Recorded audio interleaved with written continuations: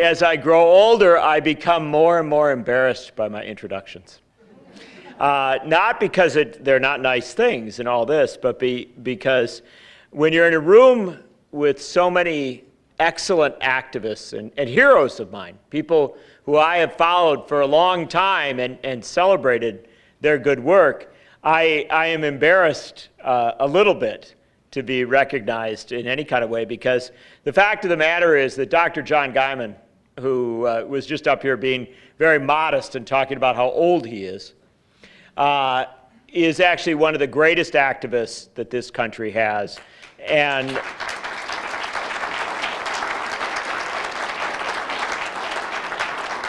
he is so damn distinguished. That's exactly what we want in somebody advocating for economic and social justice. Put a good suit on the guy, he looks great, and he's more radical than most people who dress up like hippies. So Dr. John is a tremendous hero. What? I know, I realize. Let me also celebrate the Sterenbergs for your wonderful honor tonight. I'm delighted to be with you. And in fact, the only thing I objected to in the introduction was the reference that it's as if there was something inappropriate with referring to socialized medicine. I actually like that term, socialized medicine. I even like socialized security and a whole bunch of other socialized things, which I think are damn sight healthier than a lot of capitalized things. So I'm very honored to be with you. I want to also make note tonight of one of my heroes in union organizing, Jonathan Knapp, who is the head of the Seattle Education Association, who's made the teachers union in this town, helped to remake it as an activist, aggressive group that doesn't see itself as separate from the community, but in fact connects the struggles for public education to students and parents, the community, and to the teachers who deliver such a wonderful service to all. Jonathan Knapp.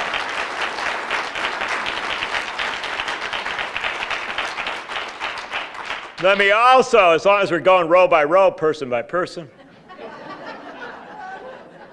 celebrate the wonderful Betty Capehart, who went out of her way to make this all happen. And I was an absolute frustration to her, because she would email me and send me all this stuff, say, "Are you going to come? Are you going to come?"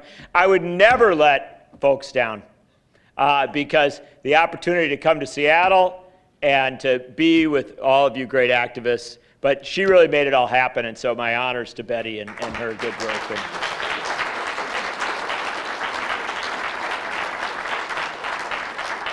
Finally, Donna Smith. I got to tell you, Donna, I'm sick and tired of hearing of your health problems. I'm going to tell you, man. Whatever it takes to get you well, I am on board. I am on board. And if you tell me that a single-payer healthcare system is the way to make you healthy and to make you secure and to make your life what it ought to be, then I am for a single-payer healthcare system.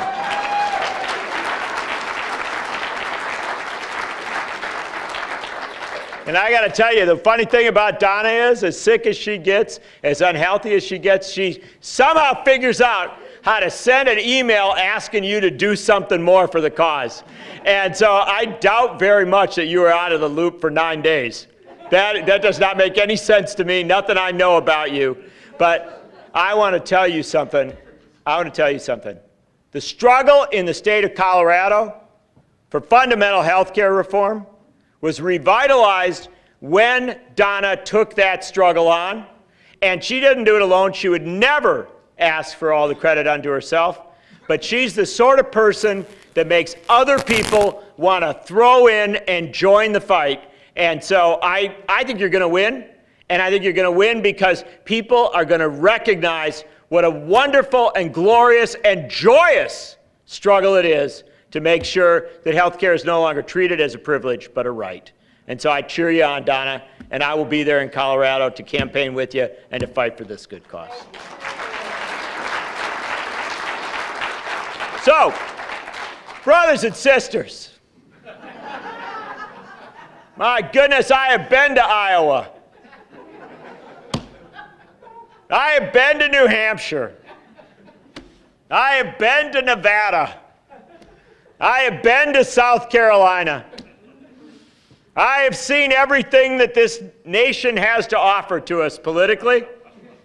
And let me just say how very happy I am to be in Seattle tonight. I am so thankful that you have pulled me away from watching Donald Trump's victory party in South Carolina. You could never give me a greater gift. Although I am slightly sorry that tonight I missed the opportunity to see the last of the Bushes leave the political playing field. If there was ever a greater lie told in politics, and that's a pretty big, I realize. If there was ever a greater lie told in politics, it was with this fantasy we heard for the last week that somehow the people of South Carolina, I know they're not perfect. I know they have flaws. That's where the Civil War started, on the wrong side. I got a lot of problems with South Carolina, but I am sorry. I was horrified by the insult that was given to them this week when repeatedly pundits on television said that in South Carolina there was a nostalgia for the Bushes. Let me tell you, we may be an imperfect country, we may be an imperfect people, but we will never, ever be nostalgic for the people who led us into an immoral and illegal war in Iraq and who turned this country into something it should never have been. Brothers and sisters, I don't miss Bush the first. I don't miss Bush the lesser.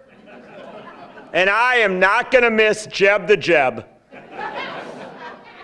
So I'm so glad to be here with you, even though I did miss that opportunity to say goodbye to the Bushes. So I'm especially happy to be in Seattle because this is a single-payer town. Now, Nick Licata's not with us tonight, but former City Councilman Nick Licata got your City Council to pass a resolution, I believe it was in 2009, putting Seattle, Washington on record with hundreds of other communities across this country, asking the Congress of the United States to begin to initiate a single-payer health care system for all of America. So you're on record. You've done the job, right? Unfortunately, Seattle is not America. Seattle is a part of America. Seattle leads very well. And when I look out at this room, at all you folks, the fact of the matter is that you've got something real going on here.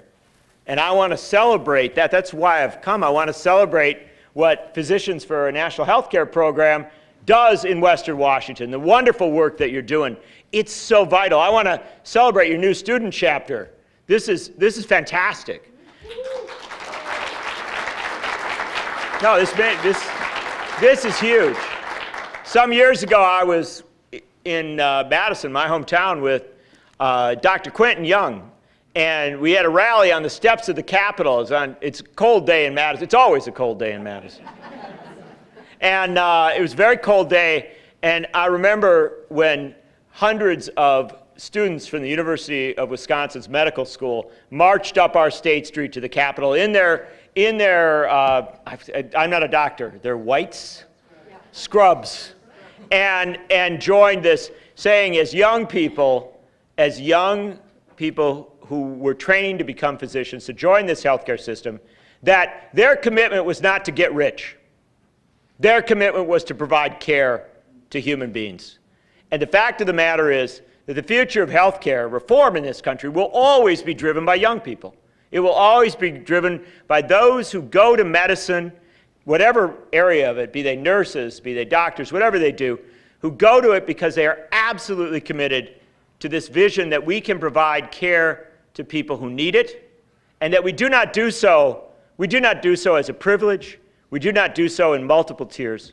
We do so because a human being, no matter what their wealth, no matter what their position in society, a human being who can be made healthier by the human touch, by the application of medicine, by the simple act of caring and understanding the need that exists, that's the baseline for a civil society.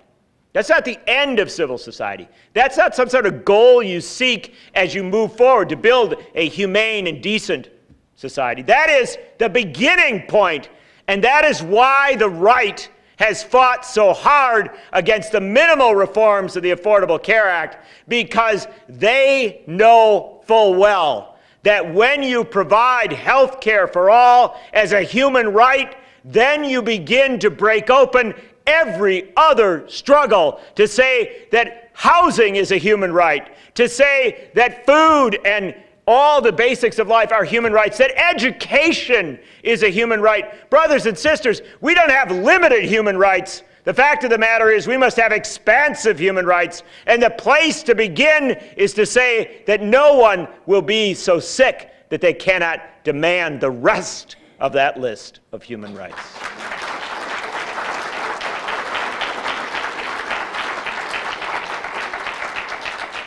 So, of course, I think your cause is moral. And I think your cause is just. I think your cause is practical. And every speaker you have ever had has told you that. Absolutely. But I want to tell you something else. I think your cause is viable. I think you are going to win in very short order. And it's not a pretty picture I'm going to paint for you tonight. I'm not going to tell you that it's going to come as a gift, and I'm certainly not going to tell you that it's going to come as a result of organizing or hard work. That's the lie we tell people. The lie we tell people is that if you just keep showing up and, picking away at it over time, maybe you can build up to that wonderful place. Well, you got to do it. The organizing is vital because you put something in place for the moment when the economics, the social realities, and the political realities make the change inevitable. And I come to tell you tonight that the change is inevitable and that it is coming much faster than any people will tell you, than the pundits will tell you, than the politicians will tell you. Now, the fact of the matter is that I know this in part because I'm a pundit. No, I do. I sit on those TV shows, and whatever question they ask, I give my best answer.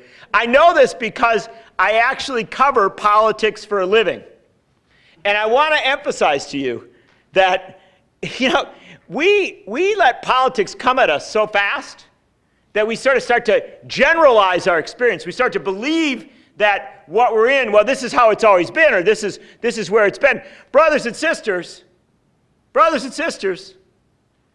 I will guarantee you that a year ago, not a single person in this room thought that a serious contender for the Democratic nomination for President of the United States would say in every single one of his speeches to now more than 700,000 people at rallies across this country that the winner of the New Hampshire primary, that the person who tied in the state of Iowa and the person who just about pulled it off in the state of Nevada today, that a viable candidate for the Democratic nomination for President of the United States would be saying that this nation must have a single-payer Medicare for all health care system.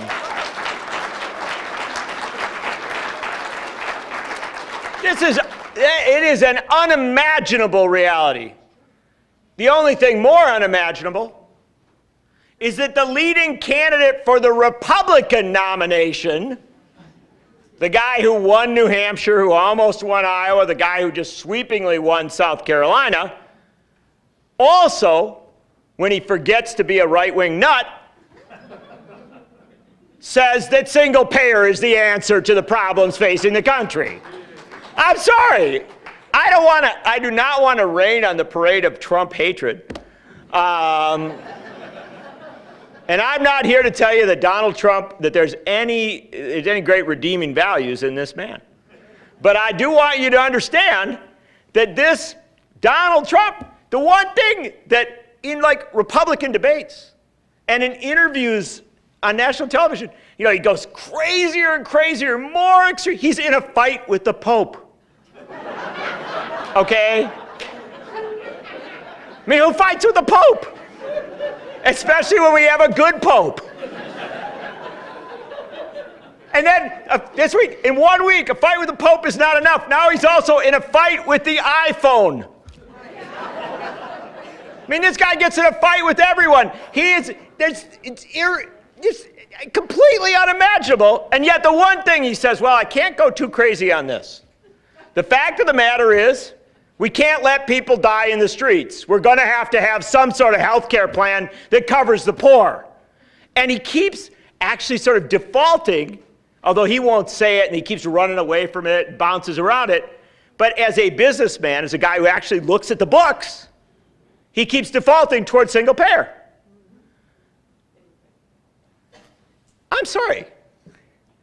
If the Republican I don't particularly like and the Democrat who kind of impresses me are both saying that single payer ought to be on the agenda, that we at least have to discuss it, I think I'll just sit back and have a Bud Light. No, I believe we have accomplished more than this is all the organizing we've done, man. Things are way further along. And the best thing of all, the single best thing of all that's happening right now is that Hillary Rodham Clinton, the front runner for the Democratic nomination for President of the United States, keeps attacking single payer. Keeps saying, oh, we can't do that. Right? That is fabulous. Now I want to tell you why that is fabulous. It is fabulous because the fact of the matter is, if we're having an actual debate about single-payer health care, if we're actually at the level not just of trying to educate people that it exists, but we're actually fighting about it, and that millions of young people who've been engaged with politics, who are showing up at rallies, who are knocking at doors, are actually being introduced to politics with single payer as a central issue, with single payer as an identifying issue, with it as the line that they will not cross. If that's where we are at, brothers and sisters, we've already won more fights than we even know we were engaged in. This is a good thing. This is a good thing.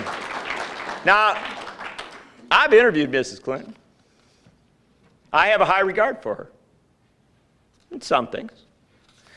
I don't want to be mean or cruel, and so I'll just say as politely as I can, she's completely wrong. She's wrong about single payer, and she knows she's wrong about it. The fact of the matter is she fully recognizes that she's wrong about it. This is politics, and I like that even better. I like it when politicians feel like they got to play these games, right? They got to dance around, because the fact of the matter is she's fundamentally wrong. It's clear she's wrong. She's wrong practically. She is wrong politically. Why is she wrong politically? She may be the nominee. I'm not going to tell you that she isn't. Here's why she's wrong politically. Because when she and her supporters attacked Bernie Sanders on single payer, when they attacked Bernie Sanders on single payer, what happened? What happened was nothing. What happened was nothing. Bernie Sanders' poll numbers didn't go down. People didn't start leaving his rallies. They didn't vote against him in New Hampshire. They didn't run away from him. He didn't fail when she attacked him on that. The fact of the matter is, there's a lot of evidence that he went up politically when that attack came. Because the fact of the matter is, in America, we don't really like the slogan, "No, we can't." We actually like the slogan, "Yes, we can." And the fact of the matter is that putting this issue into play has proven to be anything but smart politics. This is important because you have to go through these stages. Our friends who've worked in Canada know single payer doesn't come as a gift. It doesn't come immediately. It doesn't come easily. Single payer comes through long, hard struggle. I love Tommy Douglas.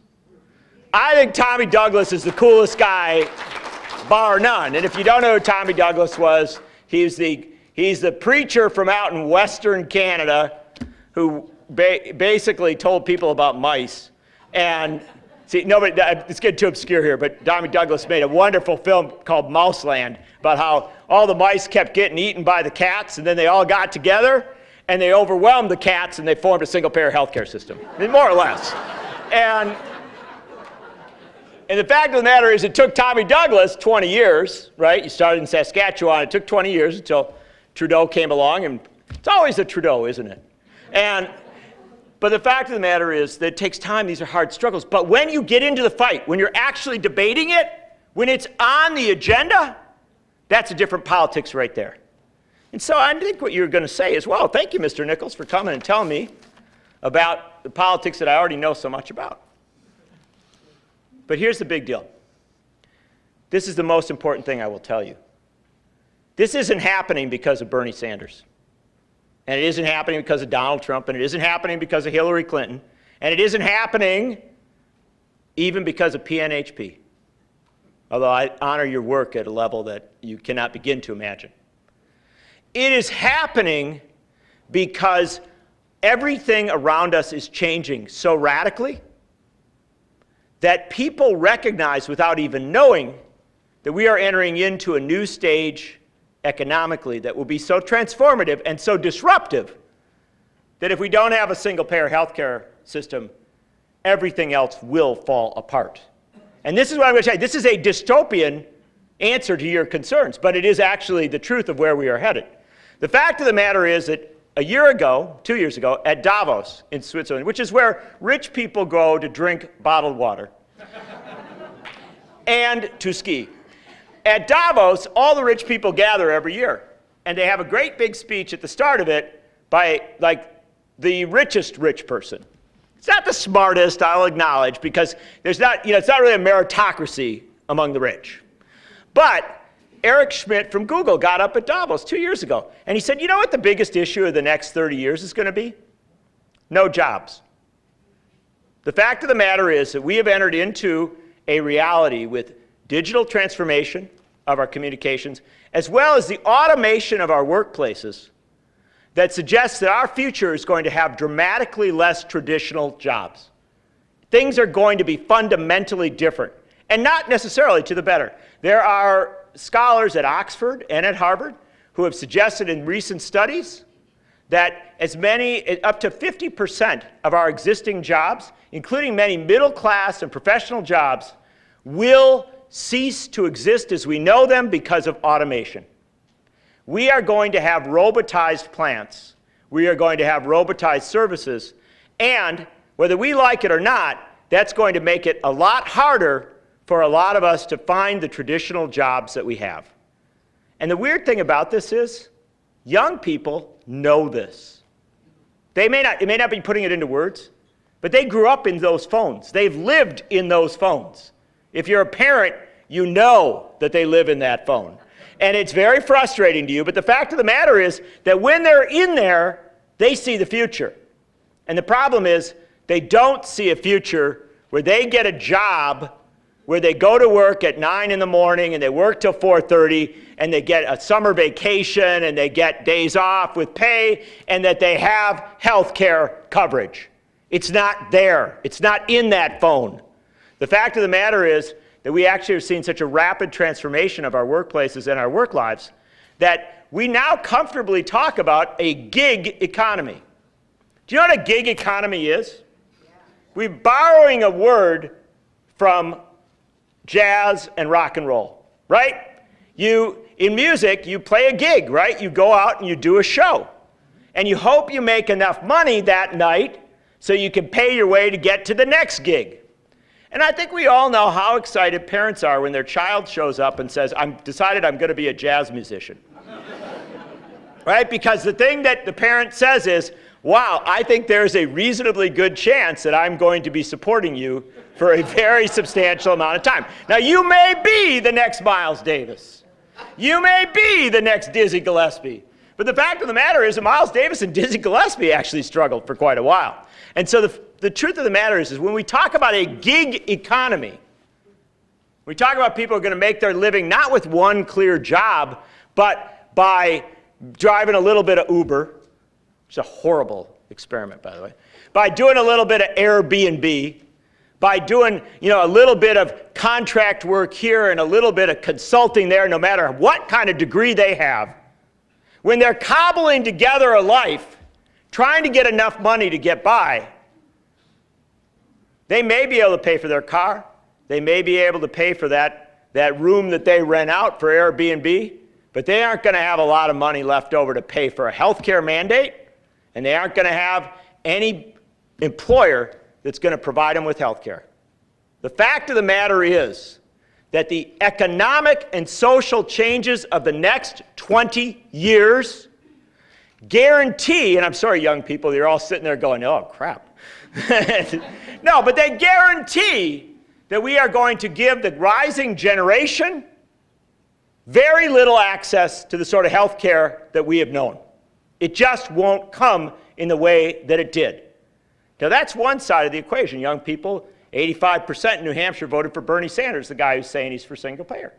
But here's the interesting thing, those Trump backers who go to those Trump rallies, they're much older.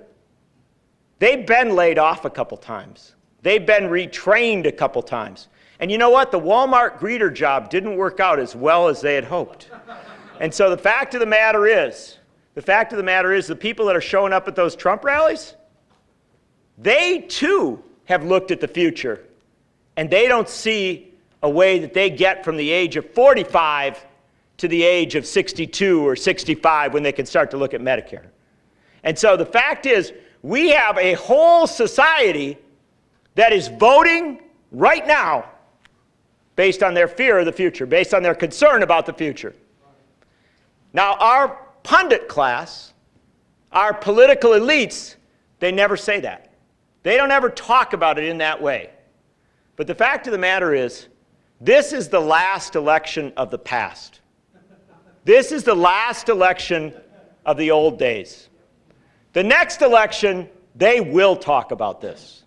They will talk about the fundamental changes in our work life, in our social life, in our communities that are going to be forced upon us by a digitalized and automated economy that will be as different in the next 20 years as the world was in that period from 1790 to 1810 when we saw the rise of an industrial revolution and the period that went beyond it.